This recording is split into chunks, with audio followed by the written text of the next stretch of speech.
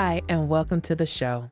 I'm Dr. Martina Wade-Hill, your personal life coach, helping you navigate through life. For personal coaching sessions with me, I invite you to my website, lifecoachmartina.com. Tune in regularly on YouTube for more episodes, and please be sure to like, comment, and subscribe. Today, I'm going to talk to you about letting go of the past. Do you ever struggle with letting things go?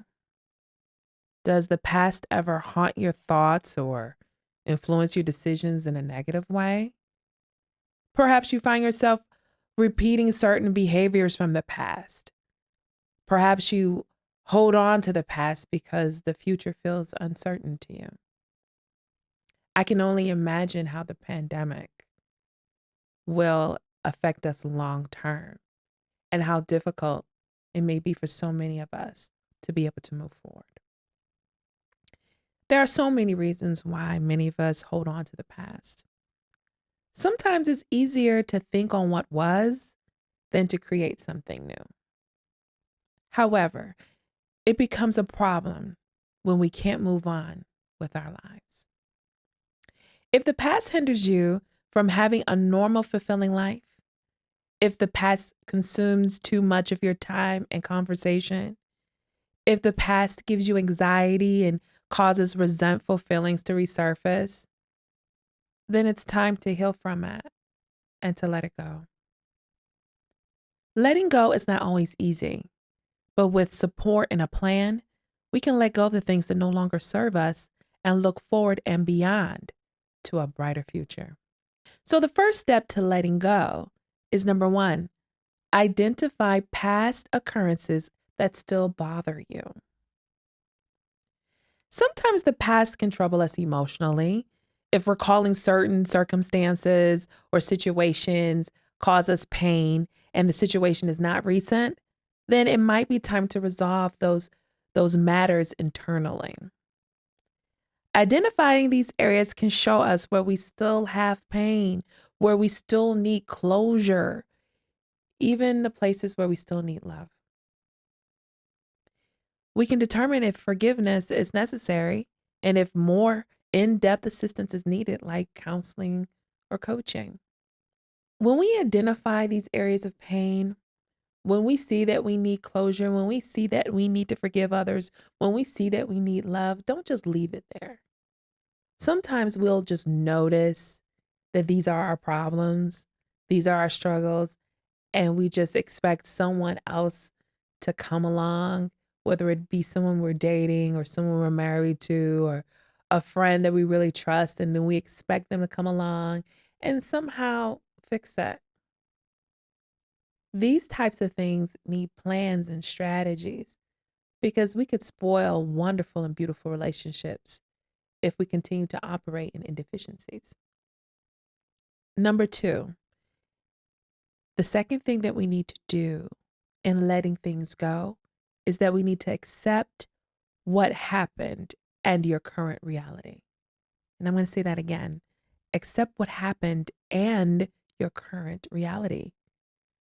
Denial can keep us in the dark about a lot of things. Being honest with others about pain and wounds are really important. And if we ever want to experience full healing, we have to admit that healing is necessary. And we have to know where we need to be healed. You know, I've met a few people in my life that even when addressed, these are areas that the person needs to really pay attention to. Sometimes they're not ready to see it. Has anyone ever came into your life and told you about a situation, told you about something that you do that needs to be addressed, and then you just ignore it? Or you pretend like it's their fault, or you pretend like, this is the only thing they've noticed, instead of you really taking note and saying, hey, do I really do that? Do I really act like that? Or just really being honest with yourself and saying, I know I do that. It's okay not to know how to fix it, but we have to be aware that it's there. And then we have to accept that we do it. We have to accept that we do it. And we have to accept that our current reality is we still do it. We still do it. Accept that you do it and know that your current reality could be you still do it or you don't do it as much or it doesn't affect you like it used to because we're all in different phases of our healing journey.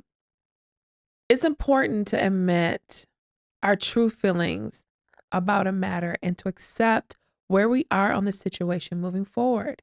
If you're angry, admit that you feel that way. If you're afraid, admit that too. Many of us have so much pride, we don't want to admit anything. How do you feel? I feel fine. Are you upset about it? No, I'm not mad. Mm-mm. Okay, are you afraid? No, afraid of what? Mm-mm. But inside, we're harboring so many feelings. I'm in a place in my life where I'm being very conscious of realizing how I'm feeling from moment to moment. Now that changes, but if I feel repetitively about certain things, I really want to pay attention to that. Just for instance, like a few days ago, I was feeling anxious and I was really paying attention to that. And I was like, okay, this happened again and then and again. What was I thinking about when I felt anxious? What was going on around me? Is this consistent with this matter? And then it boiled down to I actually got to the nuts and bolts of what I was feeling in the moment. And sometimes you're not going to figure it out like that very second. Sometimes it takes a while to figure out, depending on, how deep the issue is or how persistent you are in trying to find root cause. I mean, it takes time, but when I found out, hey, this is what's causing this, I was able to, re-strategize what I was doing in order to not cause myself so much stress. And so you have to pay attention to these things, especially when it comes to things that we've been harboring in our back of our heads for a long time. We have to own our own feelings because owning our own feelings gives us strength. And being honest about our feelings helps us gauge where we are on our healing journeys. So, the third one, letting go of the past requires being intentional in moving forward. Be intentional in moving forward. Healing doesn't come by accident. We must be intentional in our actions if we want a certain outcome. I tell people all the time, especially when I share my weight loss testimonial, how I lost almost 200 pounds. I told them it was intentional. I didn't lose that much weight by accident. I intentionally set out to lose this weight. I made intentional decisions every single day to be on my health journey. And even today, I make intentional choices in my food. I make intentional choices in my activities. I'm intentional in my maintenance. And so with our healing journey, we have to be intentional. You know, one of the ways is to be consistent. A lot of times we're not consistent. One day we wake up and say, hey, this is what I'm going to do. This is it. I'm going to stop smoking just right now. I'm going to stop smoking. Right. But obviously it's addiction. So it's going to take more than one try. Right. Or you'll say, I'm going to stop being sad. I'm just going to stop right now. I'm going to stop being sad. That's it. Well, it's easier said than done, but you have to figure out, well, what was making you feel that way? Do you have to work through some pain? Is this a chemical thing? What is it? So you have to be consistent on your healing journey. Really pay attention, especially if you're dealing with grief. Sometimes when we're grieving, people don't want to think about what they're experiencing. And so they don't grieve. And so it comes out years later. Grief is intentional. You have to go through the grieving process. It's intentional. So understand that if you're going to move forward in your life, be consistent in making these choices every day. Another thing is don't give too much attention to negativity. Acknowledge it exists, but don't give it too much attention. Sometimes, let's say you're dealing with an issue from your past. It was a really negative experience. And then you're just going about your day and something happens that triggers that memory from a long ago. For example, perhaps maybe you were in an abusive relationship and then no longer you're in it anymore. Time has passed on. you're in something very positive, you're in a good place in your life, but then maybe something is said or done that's triggered that thought of an experience that you had long ago when you were in a toxic relationship, right? Acknowledge it, but don't breathe so much life into it where it becomes real all over again. Acknowledge, you know what, I did think about that, but you know what? I've moved past that. And I know that that's a trigger I have. I'm going to make note that that's a trigger. And I'm going to purposefully work on myself and my thought patterns and how I respond to others when things like this happens. Because, you know, you can't always control what's going on around you, but you can be prepared on how you respond. You can be in control of your response to different situations. I always think about how when we give too much attention to things that we don't have to give attention to, it gives it power, it gives it life. And sometimes we will give certain circumstances emotional power just by giving it too much attention. So you think about something and then, yes, you've lamented, you've cried, let's say you've gone through coaching, let's say you've gone through counseling or therapy, let's say you did group therapy, let's say you did a whole lot of different things, right? And so you're still thinking about these things every once in a while. Try not to give it so much emotional energy. If you've gone through the stages of healing and grief and all of that, sometimes you don't want to feed something back into life. You don't want to feed it back into a position, something from the past and bringing it to the present as something that you can't do anything about other than heal. So just be careful about the emotional energy you put into things. You know, I started paying attention to a past relationship that, it was kind of a work relationship, and I chose to part ways with that person that was working for me.